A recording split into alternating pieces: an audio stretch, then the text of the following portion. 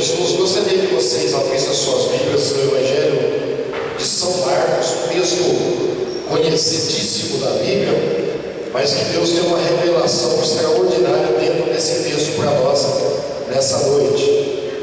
O tema é Jesus anda em cima do mar. O texto, o tema que está aqui na Bíblia Sagrada. Evangelho de São Marcos, capítulo 6, versículo 45, 46, 47 e 48.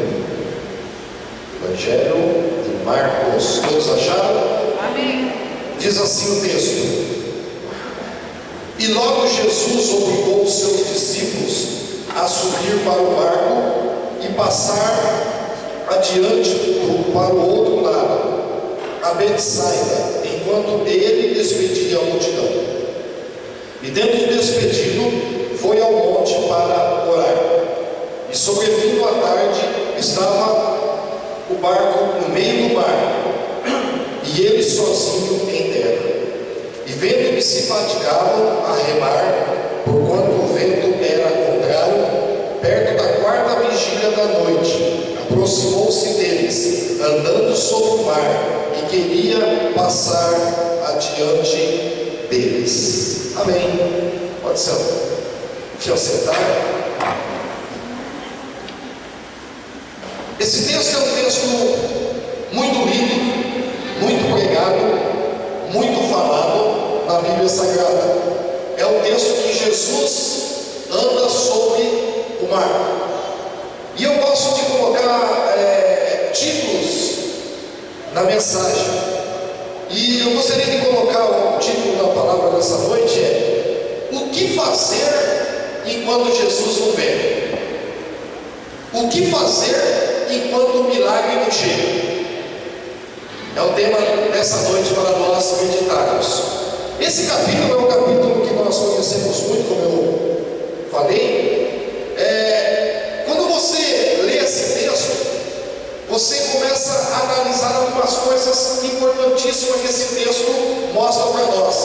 Primeiro que nós aprendemos aqui: Jesus obrigou os seus discípulos a atravessar o mar, ao rio, e chegar do outro lado. Um chama rio, outro chama mar, para eles atravessar e chegar do outro lado.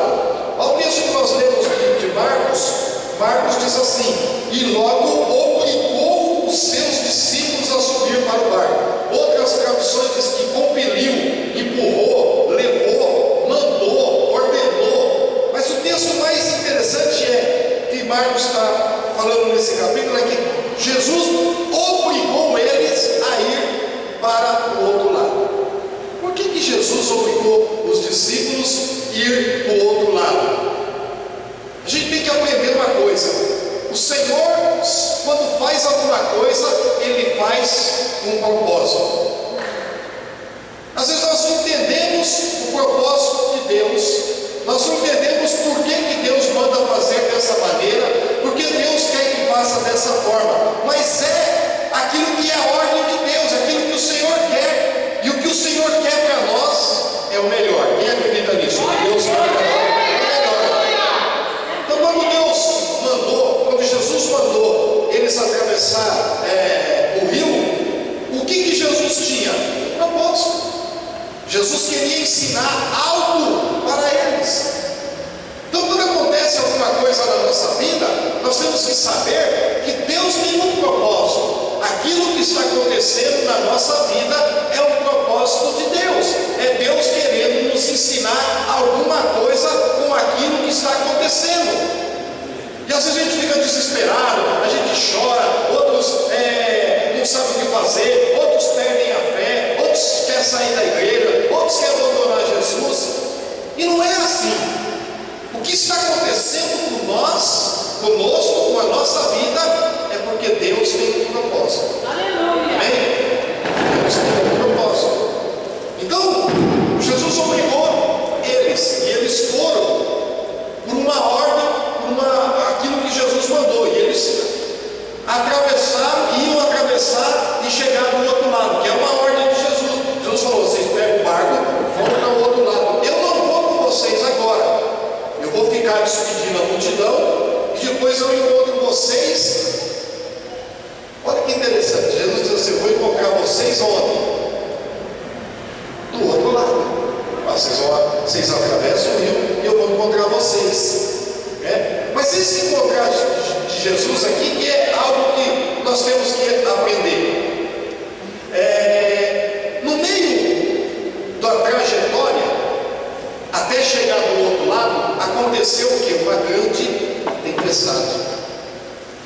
disse que era um vento contrário.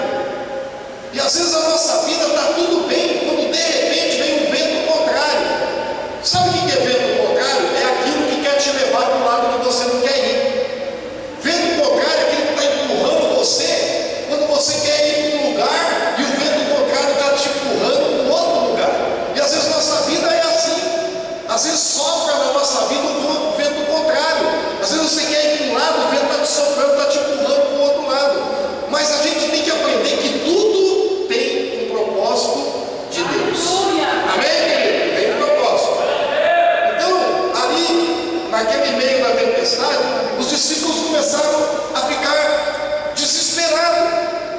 Mas a minha pergunta é: o que fazer enquanto Jesus não vem? Jesus falou para ele: eu vou, vocês atravessam que eu vou ter com vocês. Ele falou a hora que ia, quando que ia, o momento que ele ia chegar, mas ele ia com eles. Agora, eles foram pegos por uma tempestade no meio do trajeto. E agora a pergunta que eu faço nesse texto é: o que fazer enquanto o milagre não vem? O que fazer enquanto Jesus não chega? Porque às vezes, irmão, a gente está no meio de uma tempestade e a gente fica desesperado. A gente começa a gritar: Jesus, tu não vem, tu não vai me socorrer, tem misericórdia. E às vezes a gente fica desesperado. Mas o que fazer enquanto o milagre não vem? Eu vejo nesse texto aqui, do Evangelho de São Marcos, capítulo 6, algumas atitudes que eles, os discípulos, fizeram enquanto eles estavam esperando o milagre acontecer. Enquanto eles estavam esperando Jesus chegar. Eu quero dizer para você que nessa tua tempestade, pode demorar um pouquinho, pode ter um tempo, mas Jesus vai chegar e vai acalmar a tempestade em nome do Senhor. Agora, eu vejo algumas atitudes que os discípulos tomaram enquanto Jesus não chegava. Primeira atitude: eles tinham um objetivo. Diga, eles tinham um objetivo. Qual é o objetivo deles? Chegar no outro lado. Então eles tinham um objetivo, eles tinham uma ordem de Jesus. A ordem é essa: vocês vão para o outro lado e me esperem lá. Então, enquanto Jesus não chegasse, o que eles tinham que fazer? O objetivo deles é o quê? Chegar do outro lado. Nós vamos remar, vamos fazer o que for, mas nós temos um objetivo. Então eles tinham que ter, e eles tinham esse objetivo: eu vou chegar do outro lado. Ah, mas a tempestade está grande, mas eu vou chegar do outro lado. O raio está grande, o vento está forte, está levando o barco do lado, mas eu tenho um objetivo. Enquanto Jesus não chega, você tem que ter um objetivo na tua vida: é chegar do outro lado e vencer essa luta em nome de Jesus. Segunda atitude que os discípulos tomaram enquanto Jesus não chegava, enquanto o milagre não acontecia. Qual foi a segunda atitude que eles tomaram? Foi essa: não pare de remar. Você vê aqui no texto que os discípulos estavam no meio de uma tempestade. E o que eles estavam fazendo? Eles não pararam de remar. Mas enquanto Jesus não vem, o que a gente tem que fazer? Não parar de remar, querido. Não parar. Tem muita gente parando no meio do caminho. Tem gente que não tem força mais de remar. Tem gente que não quer mais servir a Jesus e pararam de remar. Não, enquanto Jesus não chegar, enquanto o milagre, enquanto a bênção não chegar, eu não vou parar de remar. Eu vou remar até eu conseguir chegar do outro lado, em nome de Jesus. O rio, o mar lá não era assim não, era 13 quilômetros de largura. 13 quilômetros de largura, né? E eles estavam remando. Quando Jesus apareceu, sabe quantas horas eles estavam remando? Cerca de 9 horas remando. Tem gente que está parando, tem gente que não tem força mais de remar. Enquanto Jesus não chega, enquanto o milagre não vem, a gente não pode parar. Quantos milhões e milhares de desviados, pessoas que começaram a remar e pararam no caminho, pessoas que começaram esse ano, nós estamos chegando no final do ano. Quantas pessoas começaram a remar e pararam no caminho. E enquanto o milagre não chega, você não pode parar de remar em nome do Senhor. Remar e não desistir, remar e não desanimar, remar e não perder a fé. Eu estou remando, aleluia. O meu milagre não veio ainda, mas eu não vou parar de remar, eu não vou parar de acreditar, eu não vou parar de orar, eu não vou parar de buscar, e o milagre vai acontecer em nome de Jesus. Aleluia. Terceira atitude que eles fizeram enquanto o milagre não vinha ou enquanto Jesus não chegava. Sabe qual é? Eles não saíram do barco. Pastor Marcos. Qual é o lugar mais seguro na tempestade? O barco. O barco. E quando Jesus não vem, sabe o que a gente tem que fazer? Ficar dentro do barco. Alô, mas a tempestade está levando o barco para lá, está levando o barco para cá. Não, querido. Mesmo que a tempestade seja forte, o melhor lugar é estar dentro do barco. Não pule fora do barco, porque você vai naufragar e você vai afundar. Eu me lembro que eu fui fazer uma pescaria aqui no Rio Grande da Serra. E nós fomos em 2 barquinhos, um levando a tralha, de pesca, levando a churrasqueira, que a gente ia fazer um churrasquinho lá, e outro levando 8 pessoas dentro do barquinho. Um motorzinho daquele, fazia pé, 1 hora andando com aquele motorzinho. Quando deu umas 4 horas da tarde, nós tínhamos pegado bastante peixe, a pessoa que estava com a gente falou: ó, é hora de ir embora, que vem vindo uma serração aí daquelas e cobre tudo. Eu olhei e vi serração boa, que tempo bonito. Ele falou: durou 10 minutos para essa serração pegar nós. Tá bom, vamos arrumar. Ele falou 10 minutos que ele deu a serração veio. Você não enxergava um palmo diante do nariz com aquela serração. Aí eu falei para ele: mas como nós vamos sair daqui? Não dá para enxergar nada. Eu falei: não, deixa comigo, que eu sei que eu navego por aqui há muito tempo. Eu falei: fiquei tranquilo, né? E nós 8 pessoas dentro do barco. Aí começou o vento, começou a jogar água dentro do barco. E nós estávamos, glória a Deus, aleluia. E nós estávamos ali, e 8 pessoas começou a entrar água dentro do barco. E o Vado, que é o meu tio, amigo nosso, estava com a gente. Ele pegava uma canequinha e estava jogando água fora. Jogando água fora do barquinho. Mas não adiantava nada, o vento, a serração. E olha, nós íamos para um lado. A direção era para lá. Nós fomos para o outro lado, completamente diferente. Aí começamos ali, aquele medo. E todo mundo ali, a maioria estava com colete. Eu, esperto, vou numa pescaria sem colete, estava com meu colete.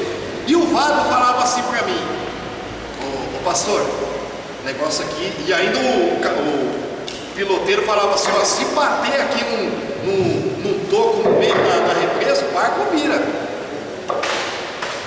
E a gente não sabe como atravessar e chegar lá. E o Vado falava para mim: você está com colete aí, você já é salvo. Dá o teu colete para mim, que se eu morrer eu vou para o inferno. Eu dava risada.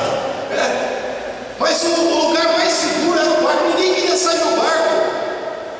Estava ali mesmo no desespero, aquela escuridão, aquela serração, tentando jogar água para fora, mas ninguém queria sair do barco, porque o barco era o lugar mais seguro. Então, quando Jesus não vem, ele tem que continuar no barco, continuar servindo a Deus, continuar na igreja, continuar fazendo a obra do Senhor. Enquanto o milagre não vem, nós não podemos sair do barco.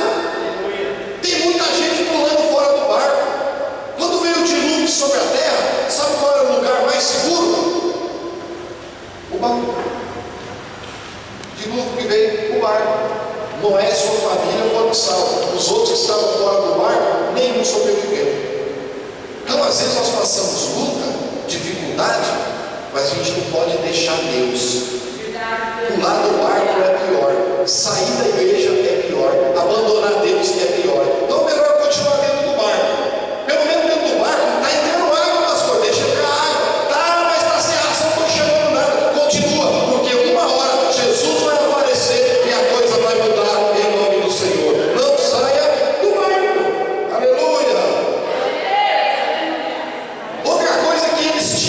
fazer quando o milagre não chegava? Eles tinham que esperar.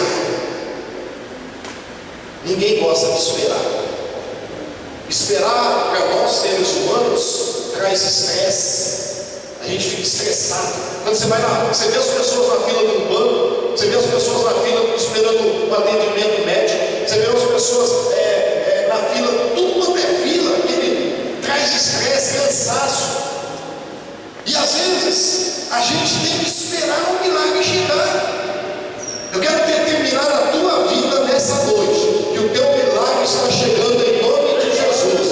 É só você esperar mais um pouquinho, ter paciência mais um pouquinho, aguardar mais um pouquinho, porque quando vier o teu milagre, vai ser milagre grande de Deus para a tua vida, vai ser bênção grande para a tua vida. O milagre vai acontecer e vai ser milagre grandioso, porque nosso Deus é um Deus grande, em nome de Jesus.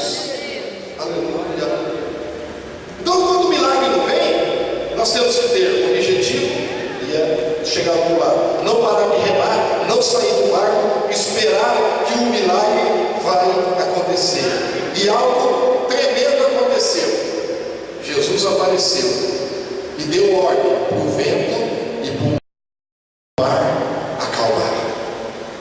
Às vezes a tua vida está em uma tempestade, mas Deus já determinou e Jesus já ordenou: mar, acalma-te, vento, cessa, porque o Senhor já determinou isso para a tua vida, para a minha vida, em nome do Senhor. Aleluia, né? Nós cantamos um corinho: pode a tristeza durar até o anoitecer, pode a tristeza durar até o anoitecer, mas a alegria ela vem ao amanhecer.